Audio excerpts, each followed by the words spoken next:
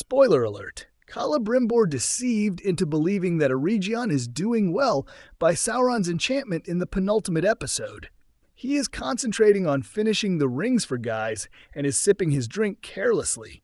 However, the enchantment is momentarily shattered when he discovers that one of the gems from his hammer has come off, leaving him looking unkempt. However, when Annatar Sauron shows up, the magic is swiftly restored on Celebrimbor and he resumes his task.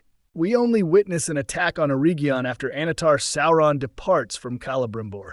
Buildings lie in ruin as a result of the Orcs' destruction. Taking charge of the Eregion soldiers, Annatar Sauron informs Mirdania that Celebrimbor has completely lost his mind. Celebrimbor's mind is gone. As the Orcs attack the mountains near the Eregion, rocks fall and form a bridge that leads to the fortress. Welcome to Movie Spy. Durin will come. Meanwhile, news of Eregion's siege reaches King Durin at Khazad-dûm. Seeing an opportunity to make money off of the elves, he demands that Narvi continue digging down the mines at all costs, including violently removing his daughter-in-law and son-in-law who are in the way. However, Durin IV and Disa are joined by Narvi and the dwarves in their opposition to the monarch. We stand with you. Down your axes! Elrond arrives in Khazad-dûm to inform Durin IV of the Orcs' impending attack on Eregion. Durin and Elrond exchange pleasant jabs and give each other an update on their lives in a touching scene that makes it seem like no time has gone by between the two pals.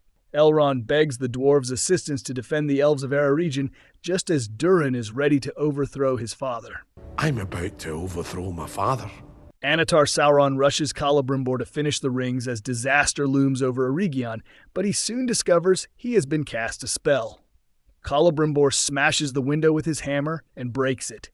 Now that he sees Eregion in ruins, he breaks emotionally.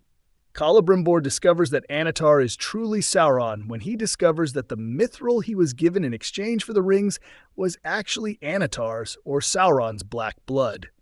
Requires sacrifice. Celebrimbor hurries to inform Mirdania of Annatar's duplicity, but he is not taken seriously. Celebrimbor accidentally knocked over the castle wall and dies while Mirdania tries to calm her down. Annatar Sauron, who is now in command of the army, gives Celebrimbor instructions to complete the rings so that Sauron will spare Eregion. At that moment, Elrond's army of Lindon comes. Finish the 9, and I will spare your city. Adar discloses that Galadriel is their hostage as they run towards the Orcs, and Elrond and Adar then bargain for her release. At the cost of the Eregion elves' lives, Adar offers Galadriel's life in exchange for the ring, which would enable the Orcs to ultimately vanquish Sauron. He's my enemy as much as yours. Give me what I need to defeat him. Although Elrond declines Adar's offer, Galadriel gives him a farewell hug. Elrond gives her a passionate kiss and begs her pardon, but it is all a lie. He gives her an escape tool while everyone is focused on the kiss. Telling his troops that the dwarves are coming to help them in this battle, Elrond departs. Speaking to his people, Durin IV discusses the upcoming conflict with Sauron. He alerts them to the fact that Sauron's rings have turned their race into avaricious beings. To demonstrate that the dwarves' loyalty is greater than magic, he challenges them to a battle. They all clap and prepare to march in the direction of Eregion. The fight between the elves and the orcs results in many deaths, which is just what Sauron wanted. Since the orcs have not yet breached the castle wall, Glug informs Adar that a large number of his children are dying in the hopes that he will order a retreat. His troops have already destroyed 5 of our trebuchets. Many Uruk are dying. However, Adar will stop at nothing to bring Sauron to heel. Galadriel liberates herself by using the device Elrond had previously given her covertly. She poses as an orc to get away and gets discovered, but Arondir saves her and they enter Eregion via undiscovered tunnels. Narvi shows up to inform the prince that King Durin has gone insane and assaulted and massacred his warriors, just as Durin IV is getting ready to go to war. He claims that the king is exploring the mines, which could lead to the Balrog's release. Durin must choose between the struggle against Sauron or stopping his father from destroying Khazad-dûm. In a different scene, Annatar Sauron reveals to a Celebrimbor that he intends to conquer Middle-earth and do what Morgoth was unable to. He keeps trying to trick Celebrimbor by pretending that he intended to make the rings, which makes Celebrimbor try to destroy them, but they are unbreakable. With the rings in hand, he flees the forge, but is apprehended by Annatar Sauron's elven warriors.